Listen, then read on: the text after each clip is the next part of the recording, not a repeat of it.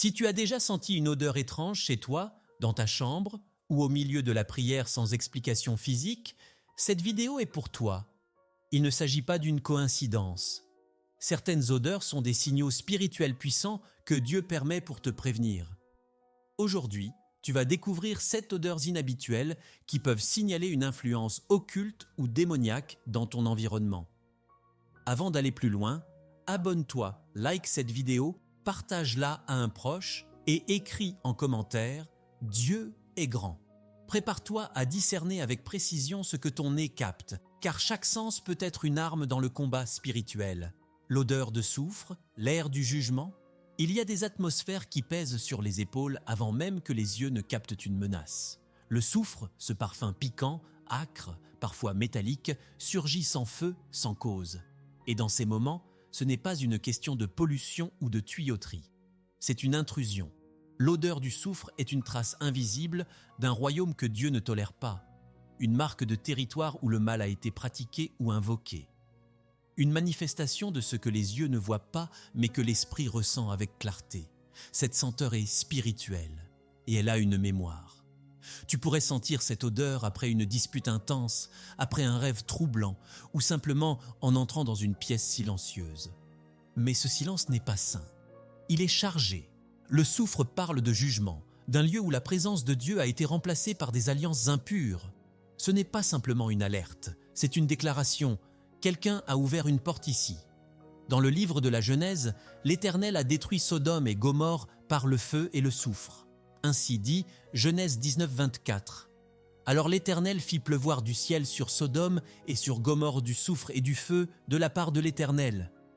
Ce jugement ne vient pas sans cause. Il vient après une saturation de péché, un refus obstiné de se tourner vers la lumière. Lorsque cette odeur se manifeste sans explication naturelle, il ne faut jamais l'ignorer. Ce n'est pas un hasard, c'est une interpellation. Il peut s'agir d'un esprit qui revendique un droit sur un territoire, d'un autel ancien encore actif ou d'une attaque en préparation. Ce n'est pas l'odeur du mal en transit, c'est celle du mal installé. Tu es une sentinelle spirituelle, ta maison est un sanctuaire. Alors si l'air change, si le soufre monte, ne reste pas passif. Proclame la sainteté de l'endroit. Marche dans chaque pièce et déclare « Ici, c'est le royaume de Dieu ». Oint les seuils. Parle à haute voix. Que chaque atmosphère entende que le jugement ne passera pas ici, parce que la grâce y règne déjà. Souviens-toi que le soufre est une fausse fumée, un simulacre de l'encens. Le diable veut que tu t'y habitues, mais tu n'as pas été appelé à tolérer le compromis. Tu as été établi pour renverser les forteresses. Tu n'as pas à craindre cette odeur. Tu dois la discerner. Elle ne vient pas pour te dominer. Elle vient pour te réveiller. L'odeur de mort ou de pourriture, l'esprit de destruction. Il y a des moments où l'air semble soudainement se corrompre. Une odeur putride, lourde, semblable à celle d'un corps en décomposition, s'impose dans une pièce pourtant propre. Tu cherches une source naturelle, mais il n'y en a aucune. Cette odeur n'est pas seulement désagréable, elle est spirituellement signifiante. Elle révèle souvent la présence d'un esprit de mort. Ce n'est pas forcément une mort physique qui s'annonce, mais une tentative de tuer ce qui est vivant en toi, ta paix, ta santé, ta foi, ton appel. Lorsque cette senteur se manifeste, elle signale que quelque chose de spirituellement mort tente d'envahir ton espace. Ce peut être une attaque invisible contre ton foyer, une division dans la famille ou une atmosphère de dépression qui s'épaissit jour après jour. L'esprit de mort rôde, silencieux, mais perceptible à ceux qui ont le discernement éveillé. Il cherche à éteindre, à ralentir, à désorienter. Cette odeur peut apparaître après une perte soudaine, une nuit agitée, un moment de découragement profond. Elle n'est pas là par hasard. Elle est la trace d'un combat spirituel en cours, souvent lié à une porte ouverte par la négligence, le péché non confessé ou des objets occultes présents dans l'environnement. Et c'est là que tu dois te lever, non pas avec peur, mais avec autorité.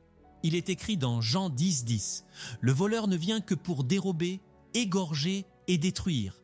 Moi je suis venu afin que les brebis aient la vie et qu'elle l'ait en abondance. Le plan de l'ennemi est la destruction, mais le plan de Christ est la vie, la restauration et l'abondance. Quand cette odeur est perçue, commence immédiatement par élever la voix dans la prière. Ne reste pas silencieux, déclare que la vie de Christ règne dans ta maison.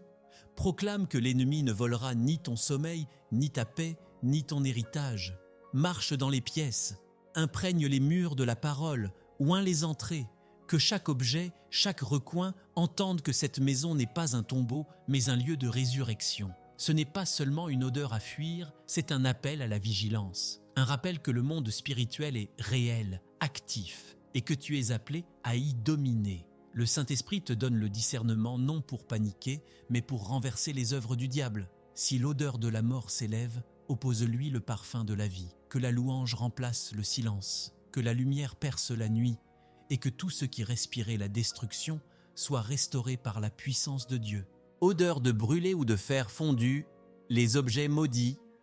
Tu es dans ta maison, et sans aucune source apparente, une odeur de fer chauffé ou de câble brûlé envahit l'air. Cette odeur métallique, désagréable et presque suffocante, est bien plus qu'un désagrément passager. Dans le monde spirituel, elle révèle souvent la présence d'objets maudits ou d'un rituel occulte dirigé contre ta vie. Cette odeur est le témoignage invisible d'une œuvre des ténèbres en cours ou encore active dans ton environnement. Les sorciers et occultistes utilisent fréquemment des objets personnels pour établir un lien spirituel. Photos, mèches de cheveux, vêtements portés. Ces éléments deviennent des canaux d'envoûtement lorsqu'ils sont brûlés dans des rituels. Le feu physique dans l'invisible déclenche une réaction spirituelle perceptible par des personnes sensibles. Ce n'est pas un phénomène psychologique, c'est une réalité invisible rendue manifeste par ton discernement spirituel. L'odeur de brûlé indique qu'un feu étranger a été allumé contre toi. Un autel ténébreux s'est enflammé pour contrecarrer ton chemin, ralentir tes percées ou provoquer la confusion. Mais le feu du ciel est supérieur à celui de l'enfer. Il consume les œuvres des ténèbres et purifie ce que Dieu a sanctifié. Dans le livre de Deutéronome, Dieu met en garde contre la présence d'objets maudits parmi son peuple.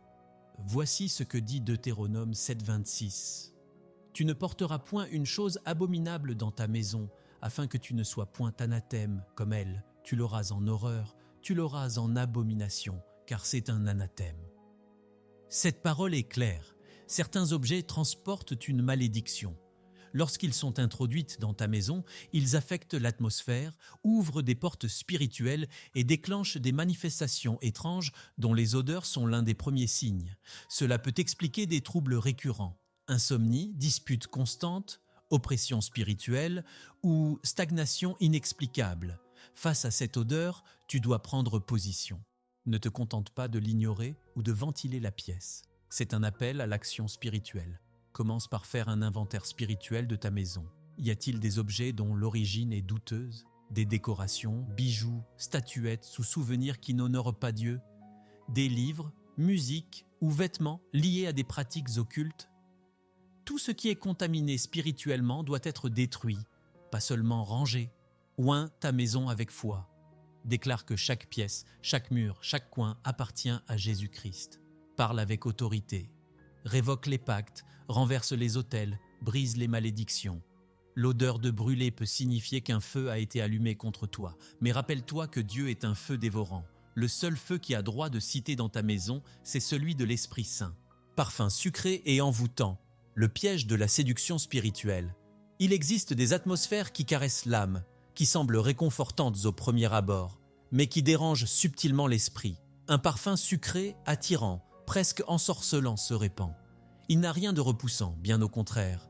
Il invite, il charme, il s'installe. Mais quelque chose ne va pas. L'esprit ne se repose pas.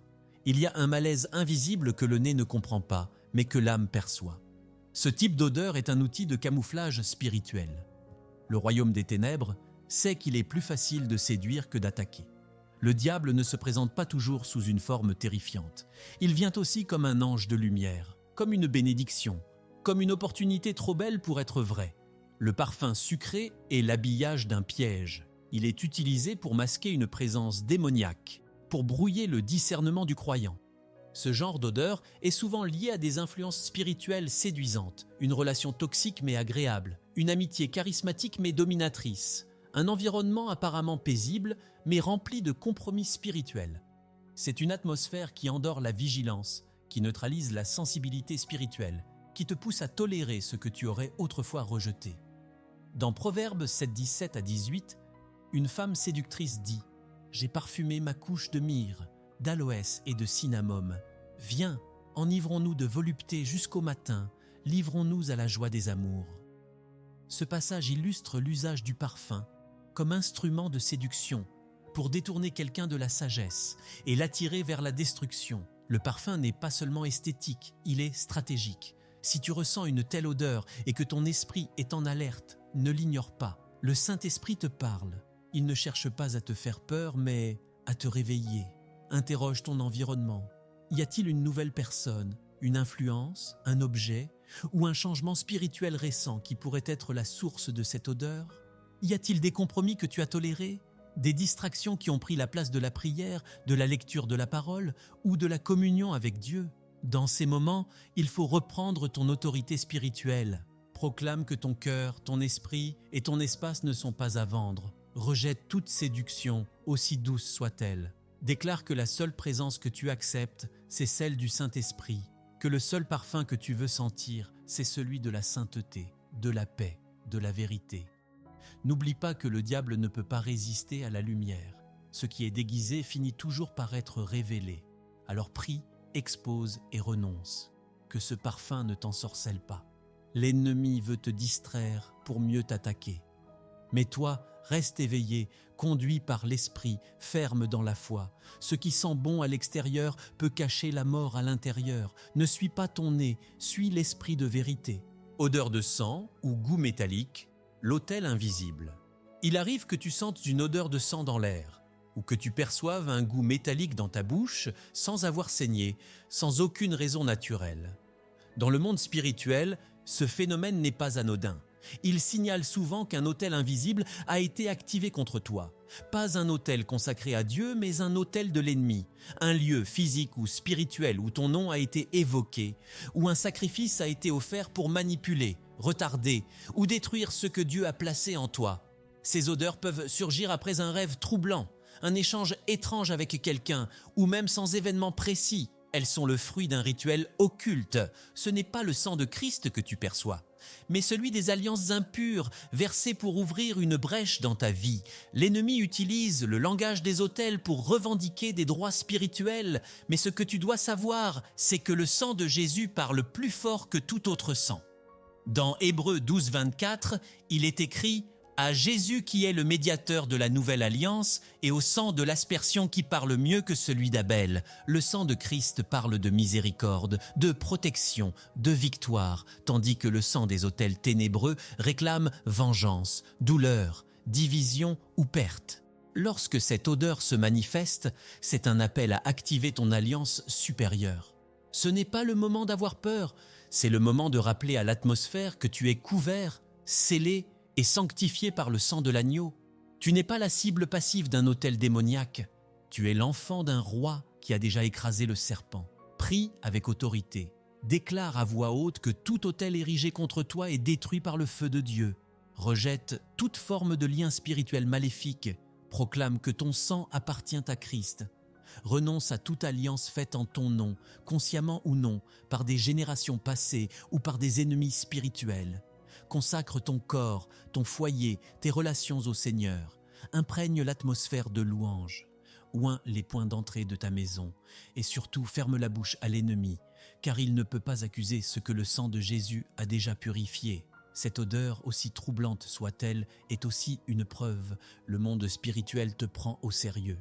Tu n'es pas quelconque. Ta destinée fait trembler l'enfer. Alors ne te tais pas. Lève-toi et parle. Couvre-toi du sang précieux et marche dans la victoire. Aucun autel invisible ne résiste à la présence du Dieu vivant. Odeur d'encens en feu, invocation étrangère. Tu es en pleine prière. Le silence est profond, l'atmosphère est concentrée. Et soudain, une odeur d'encens se répand dans la pièce. Aucun bâton allumé, aucune bougie, aucun parfum visible. Pourtant, l'odeur est bien là. C'est un encens étrange, persistant, mais sans source physique. Cette sensation peut troubler, désorienter, voire séduire. Pourtant, elle n'est pas sans signification. C'est une invasion spirituelle déguisée. Dans le monde spirituel, l'encens est un symbole puissant. Dans le royaume de Dieu, il représente la prière des saints, un parfum agréable qui monte devant le trône de Dieu. Comme le dit Apocalypse 5:8, il tenait des coupes d'or remplies de parfums qui sont les prières des saints. Mais ce symbole n'est pas exclusif au ciel. Dans les pratiques occultes aussi, l'encens est utilisé pour invoquer des esprits, ouvrir des portails, saturer l'atmosphère d'une présence étrangère. Lorsqu'une telle odeur apparaît sans explication naturelle, surtout en plein moment de consécration, cela peut signifier que quelqu'un invoque un esprit contre toi. Il peut s'agir d'un autel levé ailleurs, dans une maison, un village ou un lieu occulte, visant à perturber ton intimité avec Dieu. C'est une tentative d'interférence. Le diable déteste les lieux de prière. Il cherche à polluer l'atmosphère avec une fausse sainteté. Cette odeur est trompeuse. Elle cherche à imiter la présence de Dieu pour endormir ton discernement. Mais le Saint-Esprit n'apporte jamais de confusion. Il te donne la paix, la clarté, l'assurance. Si ton esprit est troublé malgré un parfum agréable, alors ne suis pas ton nez, suis l'esprit. Ne reste pas passif. C'est le moment d'intensifier la prière, pas de l'interrompre. Lève-toi dans l'autorité spirituelle. Déclare que tout encens étranger est éteint par le feu du Saint-Esprit. Consacre de nouveau ton lieu de prière. Oins chaque coin, chaque seuil et rappelle à cette atmosphère que seul le nom de Jésus-Christ a droit d'accès ici. Tu n'as pas à subir ces intrusions. Tu as reçu le pouvoir de les chasser. Éphésiens 5:2 affirme « Marchez dans l'amour à l'exemple de Christ, qui nous a aimés et qui s'est livré lui-même à Dieu pour nous comme une offrande et un sacrifice de bonne odeur. » Voilà le seul parfum que ton esprit doit rechercher. L'ennemi veut remplacer cette odeur sainte par une copie corrompue. Mais tu dois veiller. Lorsque cette odeur revient, c'est que ta vie dérange le royaume des ténèbres. C'est une bonne nouvelle. Cela signifie que ta prière a du poids, que ta foi produit des secousses invisibles. Mais c'est aussi un rappel que tu dois protéger ton atmosphère. La vigilance ne consiste pas à avoir peur, mais à marcher en conscience de ta position dans le monde spirituel. Ne laisse aucun parfum usurpateur s'installer dans ta maison. Que chaque odeur douteuse soit remplacée par celle de l'adoration véritable. Que l'encens de ta prière monte jusqu'au ciel, pur, sans mélange, sans compromission. Car là où la véritable prière monte, aucun esprit impie ne peut respirer. Odeur persistante, liée à un objet ou une personne. Parfois, une personne entre chez toi, y reste un instant, puis s'en va. Pourtant, quelque chose reste. Pas une parole, pas un geste, une odeur étrange, une senteur lourde, persistante, que ni les fenêtres ouvertes ni les parfums d'ambiance ne parviennent à faire disparaître. Cette odeur est différente. Elle semble s'accrocher au mur, aux meubles, à l'atmosphère. Ce n'est pas un simple effet psychologique, c'est un dépôt spirituel. Dans le monde invisible, les objets et les personnes transportent des atmosphères. Certains sont chargés de paix, d'autres de confusion, d'oppression, voire de malédiction. Une simple décoration offerte, une bague ancienne, une statuette artistique venue de terres lointaines peut devenir un point de contact spirituel pour le royaume des ténèbres. Il en est de même pour certaines personnes. Elles entrent avec le sourire, mais repartent en laissant derrière elles une trace spirituelle qui dérange. L'ennemi aime se cacher derrière les apparences. Ce n'est pas toujours le sorcier avec une robe noire. C'est parfois un proche, un collègue ou un visiteur apparemment inoffensif, mais qui, volontairement ou non, est porteur d'une présence étrangère. Cette présence peut être déposée dans ton espace sous forme d'odeur spirituelle, de malaise soudain ou de perturbation dans la paix de ton foyer. Si après leur passage, tes enfants dorment mal, ton sommeil est troublé, ta paix intérieure s'effondre, c'est un signal que tu ne dois pas ignorer. Dans Josué 7:13, Dieu dit à Josué « Sanctifie le peuple. Il y a des choses dévouées par interdit au milieu de toi, Israël. Tu ne pourras pas tenir devant tes ennemis jusqu'à ce que vous ayez ôté l'anathème du milieu de vous. » Ce verset montre que la présence d'un objet ou d'un élément impur empêche la victoire spirituelle. Tant que cette chose reste, l'oppression reste aussi. Quand cette odeur persistante surgit, il faut agir sans délai.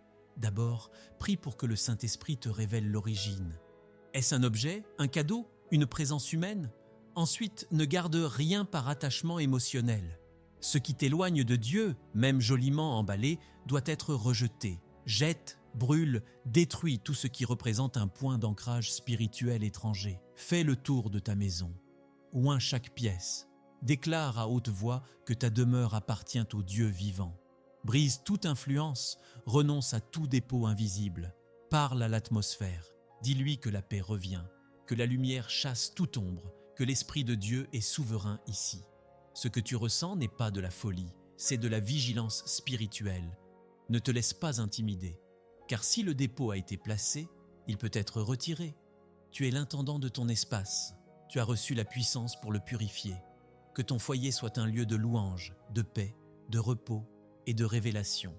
Que toute odeur qui n'est pas du ciel soit remplacée par la bonne odeur de Christ. Ce que tu viens d'entendre n'est pas de la superstition. Ce sont des vérités spirituelles que Dieu révèle à ceux qui sont prêts à écouter. Ne néglige plus les signes. Apprends à discerner les odeurs spirituelles et à réagir dans la prière et l'autorité.